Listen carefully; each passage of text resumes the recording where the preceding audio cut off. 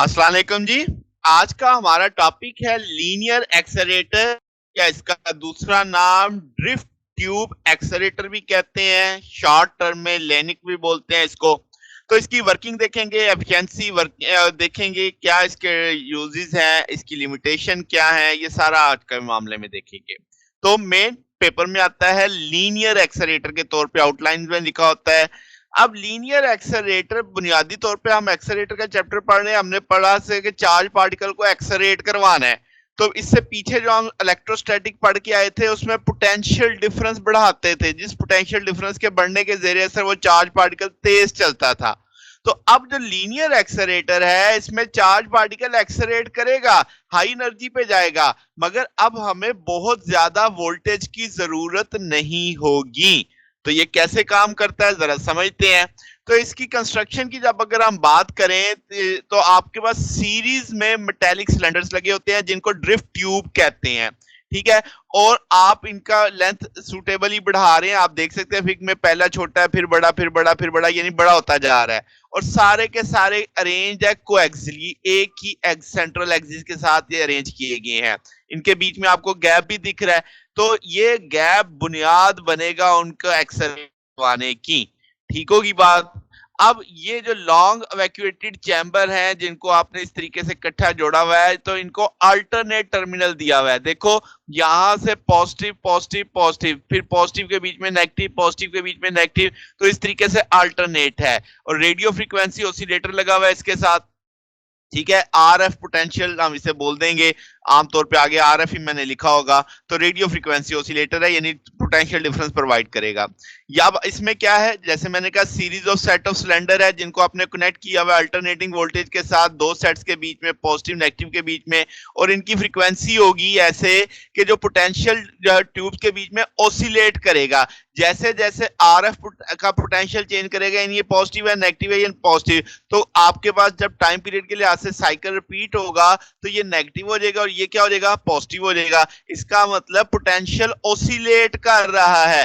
तो जब पार्टिकल हमारा गैप के बीच में पहुंचेगा, दो ट्यूब्स के बीच में, तो वहां पे एक्सेलरेटिंग फील्ड होगी गैप के अंदर। बात समझ है ना, एक तरफ पॉजिटिव एक तरफ नेगेटिव, तो वो इस तरीके से एक पोटेंशियल डिफरेंस क्रिएट होता चला जाएगा। अच्छा, तो अब आपके पास ये जो सक्सेसिव सिलेंडर है, आप जैसे आप मैंने कहा शुरू में कि इनकी लेंथ बढ़ती चली जा रही है, क्यों बढ़ाते चले जा रहे हैं, क्योंकि जैसे जैसे आगे जाएगा एक्सेलरेट होगा, तेज चलेगा। तो हम चाहते हैं हर जो सिलेंडर में से वो एक जितने वक्त के साथ गुजरे, तो आपके पास हम लेंथ बढ़ा देते हैं उसकी। तो इसका मतलब तेज हुआ, उधर से लेंथ बढ़ा दी। क्यों, जैसे ही वो ऐसा क्यों किया, क्योंकि जैसे ही वो गैप में पहुंचे तो वो जो पोलैरिटी में चेंज आना है हमारे सिलेंडर की, उसके साथ वो सिंक्रोनाइज कर सके। तो यही चीज मैंने लिखी कि आपने इसलिए उनकी लेंथ बढ़ाई क्योंकि एक्सेलरेटिंग पार्टिकल वही टाइम ले सके जो उससे पिछले वाले सिलेंडर में उसने लिया है, ठीक है। अच्छा, क्योंकि वेलोसिटी बढ़ चुकी है उसकी। अच्छा, अब जो आयन सोर्स है वो आपको क्या देता है, वो चार्ज पार्टिकल देगा। जैसे यहां से एक आयन सोर्स आपको जाता हुआ दिख रहा है, तो ये एक्सेलरेट करेगा, शुरू में इसकी एनर्जी थोड़ी होगी, तो आपके पास यानी पॉजिटिव चार्ज हो नेगेटिव चार्ज हो, वो सारे के सारे आप एक्सेलरेट करवा सकते हैं हाई एनर्जी पे। अब वर्किंग जरा समझ लेते हैं। कंस्ट्रक्शन तो हमने देख ली कि किस चीज ने क्या काम करना है। तो चार्ज पार्टिकल जब यानी आयन सोर्स से निकलेगा तो उसके पास एक कांस्टेंट वेलोसिटी होगी, ठीक है। तो पहले वो ड्रिफ्ट वेलोसिटी में, पहली ड्रिफ्ट में पहुंचेगा, तो उसे एक एनर्जी मिलेगी एक पोटेंशियल डिफरेंस के तहत, वो मैंने लिख दिया Q V naught. Q charge particle का चार्ज ले लिया, वी नॉट उस वक्त का जो इंस्टेंटेनियस पोटेंशियल है आरएफ का, ये वाला, ठीक है।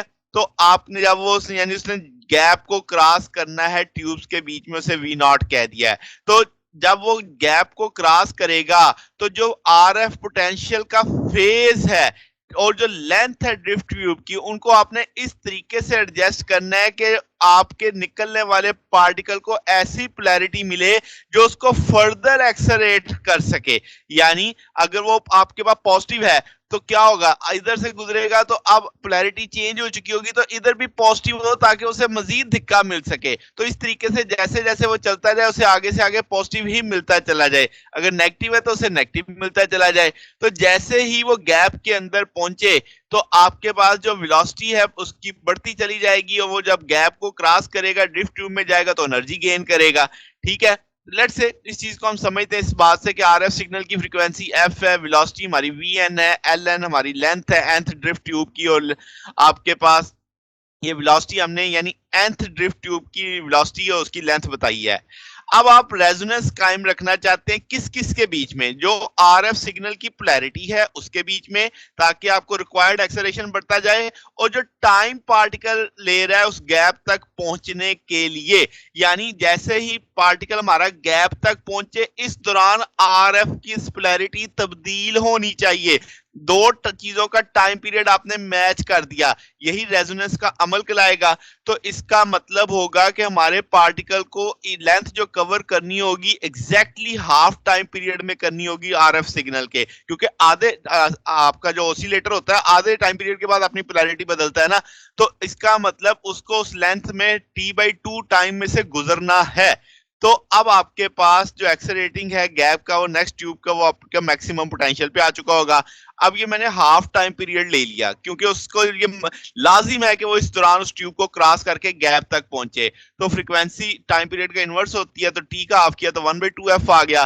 तो यहां से आप l/n लिख सकते हैं इस चीज को।